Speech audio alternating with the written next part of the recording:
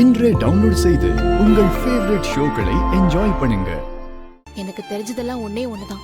வாழ்ந்த வாழ்க்கையவே அவரோட ஞாபகத்துல இருந்து அழிச்சிட்டு எங்களை விட்டு போனாரு பாட்டி. நான் அவர்கிட்ட சொல்லாத இந்த விஷயம்லாம் அவருக்கே தானா தெரிய வரட்டும்.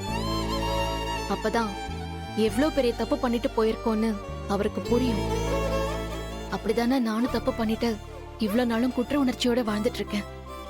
இனிமே அப்படி நான் இருக்க போறதில்ல. பாரதி, கோபத்துல நாம எடுக்கிற எந்த முடிவும் சரியாவே இருக்காது. நீ நடந்துக்கிறதும் அப்படித்தான் இருக்கு. இதனால உன் வாழ்க்கை தான் உனக்கு இல்லாம போயிடும். ஆதி மித்ராவை கல்யாணம் பண்ணிக்கிட்டு போயிட்டா நீ என்ன பண்ணுவ? என்ன பண்ண முடியும் பாட்டி? போனா போகட்டும்.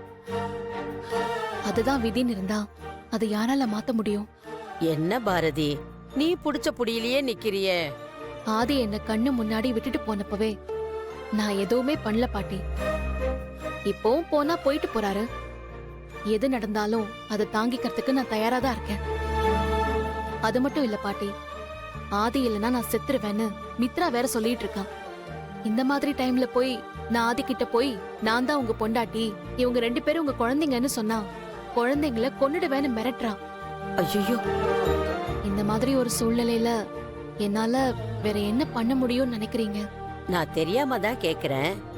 இந்த மாதிரி ஒருத்தி கூட ஆதிய வாழ விட்டுட்டு நீ என்ன பண்ண போற பாரதி?